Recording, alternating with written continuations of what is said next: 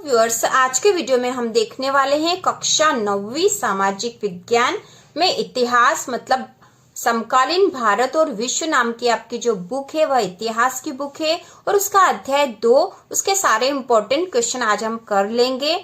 तो यह अध्याय 2 है यूरोप में समाजवाद और रूसी क्रांति। तो इस पाठ का नाम है यूरोप में समाजवाद और रूसी क्रांति। तो इसके क्वेश्चन आंसर सारे इंपॉर्टेंट करेंगे जिससे कि आपकी अर्धवार्षिक और वार्षिक दोनों ही परीक्षाओं की तैयारी हो जाएगी।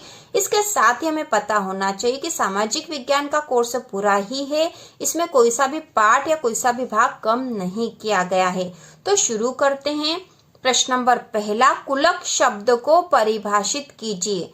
तो यहाँ कुलक शब्द को परिभाषित करना है। इसका आंसर है कुलक। रूस में संपन्न किसानों को कुलक कहा जाता था। 1927-28 के आसपास रूस के शहरों में अनाज का भारी संकट पैदा हो गया था। स्टालिन का विश्वास था कि कुलक वर्ग अनाज इकट्ठा कर रहा है और यह वर्ग गरीब किसानों का वर्ग शत्रु है। अतः 1928 में स्टालिन की पार्टी के सदस्यों ने कुलकों के ठिकानों पर छापे मारे एवं जबरन अनाज खरीदा। जब इसके बाद भी अनाज की कमी बनी रही तो स्टालिन ने कुलकों का सफाया करने के उद्देश्य से खेतों के सामूहिकीकरण करने का फैसला किया और सरकार द्वारा नियंत्रित बड़े खेतों की स्थापना की गई।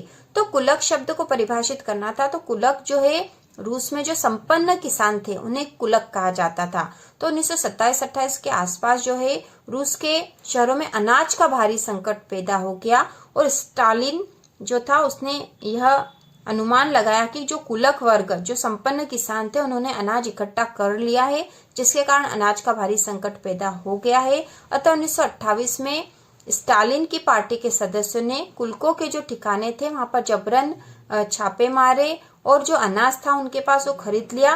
लेकिन इसके बाद भी अनाज की कमी की पूर्ति नहीं हुई तो स्टालिन ने कुलकों का सफाया करने के उद्देश्य से खेतों के सामूहिकीकरण का फैसला किया और सरकार द्वारा नियंत्रित बड़े खेतों की स्थापना की गई। छोटे छोटे खेतों को मिलाकर उन्होंने बड़े खेत बनाए और सरकार द्वारा नियंत्रित खेत थे। यह सरकार के अनुसार इसमें खेती की जाती थी। इसके बाद दूसरा प्रश्न है, रूसी क्रांति से प्रेरित होने वाले भारतीयों के बारे में लिखिए। तो रूसी क्रांति से कौन कौन से भारतीय प्रेरित हुए थे हमें बताना है यहाँ पर। तो इसका उत्तर है रूसी क्रांति से प्रेरित होने वालों में बहुत सारे भारतीय भी थे। कई भारतीयों ने रूस के कम्युनिस्ट विश्वविद्यालयों में शिक्षा प्राप्त की थी। कई महत्वपूर्ण भारतीय राजनयिक तथा सांस्कृतिक व्यक्तियों जैसे जवाहरलाल नेहरू, रविन्द्रनाथ टैगोर आदि ने सोवियत प्रयोग में दिलचस्पी ली और वहां का दौरा किया। उन्होंने सोवियत समाजवाद के बारे में लिखा भी। आर अवस्थी ने भी रूसी क्रांति से प्रभावित होकर 1920-21 में Russian revolution, Lenin, his life and his thoughts आदि किताबें लिखी। तो आर अवस्थी ने भी जो रूस की क्रांति से प्रभावित होकर ये पुस्तकें लिखी थी, रशियन रेवोल्यूशन और Lenin, his life and his thoughts आदि किताबें लिखी। उनके अलावा SD विद्यालंकार, शौकत उस्मानी ने भी रूस के विषय में लिखा है। तो इस प्रकार से यह रूस की क्रांति से प्रभावित होने वाले भारतीयों के बारे में जानकारी है।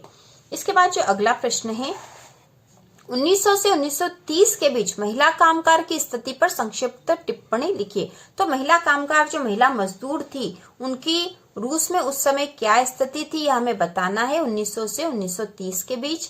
तो इसका आंसर है महिला मजदूरों ने रूस के भविष्य निर्माण में महत्वपूर्ण भूमिका निभाई। महिला कामगार सन 1914 तक कुल कारखाना शक्ति का 31% भाग बन चुकी थी। मतलब कारखानाओं में काम करने वाले जितने लोग थे उसमें 31% महिलाएं थी, किंतु उन्हें पुरुषों की अपेक्षा कम मजदूरी दी जाती थी। महिला कामगारों को कारखानों में काम के अतिरिक्त परिवार एवं बच्चों की देखभाल भी करनी पड़ती थी। वे देश के सभी मामलों में सक्रिय थी। तो इस प्रकार से यहाँ पे इसका उत्तर आएगा। ठीक है, महिला कामगार जो है 1914 में कारखाना शक्ति का 31% भाग थी, लेकिन उन्हें पुरुषों से कम वेतन दिया जाता था। उनके पास परिवार और बच्चों की देखभाल की जिम्मेदारी भी थी।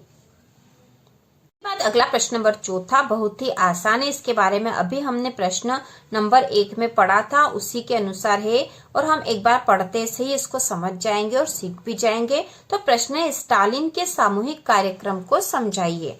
तो इसका उत्तर है 1927-28 के आसपास रूस के शहरों में अनाज का भारी संकट पैदा हो गया।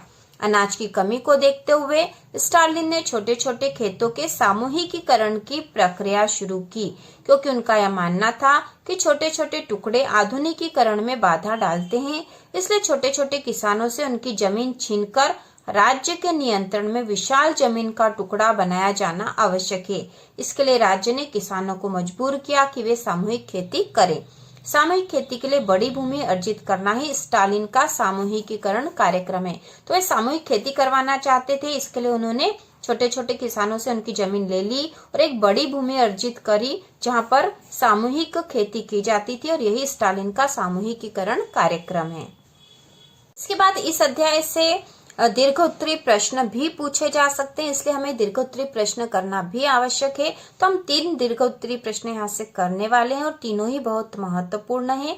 तो पहला प्रश्न, 1917 में जार का शासन क्यों खत्म हो गया? 1917 में जार का शासन क्यों खत्म हो गया? तो इसका उत्तर है, जार की नीतियों से जनता में बढ़ते अविश्वास व विद्रोह स्वरूप 1917 में जार के शासन का अंत हो गया और उसके निम्नलिखित कारण उत्तरदायी थे। तो हम यहाँ कारण बताएंगे पॉइंट में। पहला है, जार निकोलस द्वितीय द्वारा अपनी सत्ता के विरुद्ध उठे सवालों को नियंत्रित करने राजनीतिक गतिविधियों पर रोक लगा दी गई व मतदान के नियम बदल डाले। इससे लोगों में असंतोष पैदा होने लगा। तो पहला कारण असंतोष की भावना है, क्योंकि जार निकोलस द्वितीय ने उसकी सत्ता पे जो सवाल उठ रहे थे तो लोगों की और राजनीतिक गतिविधियों पर उसने रोक लगा दी थी और मतदान के नियम बदल दिए थे। इससे लोगों में असंतोष पैदा होने लगा।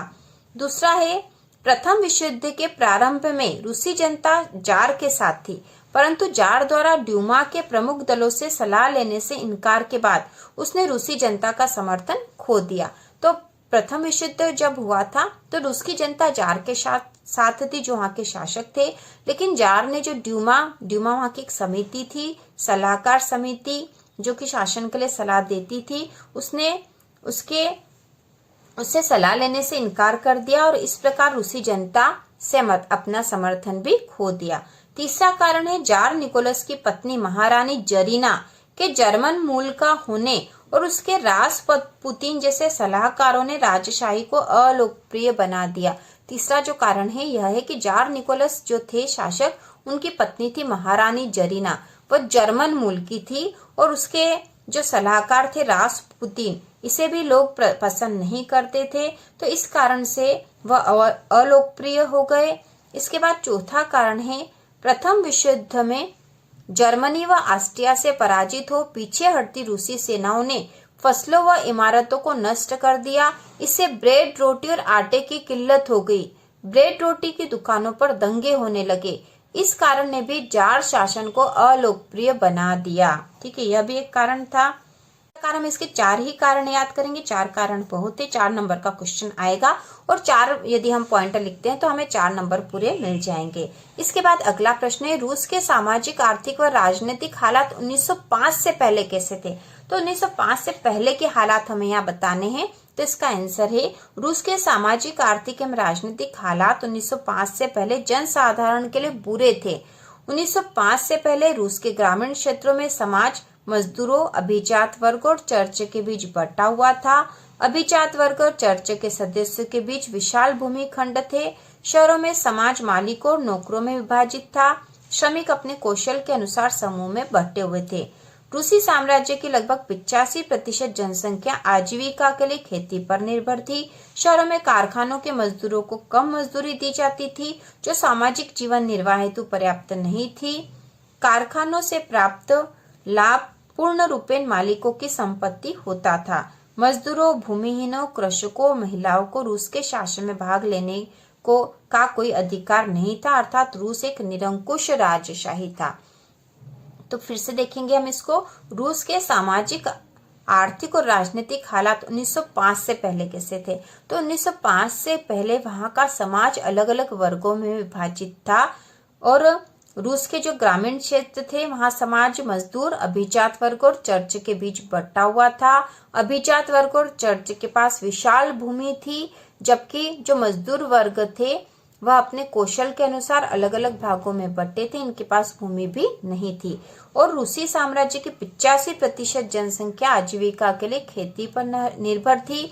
शहरों में कारखानों के मजदूरों को कम मजदूरी दी जाती थी, जिससे कि उनका सामान्य जीवन निर्वाह भी मुश्किल था।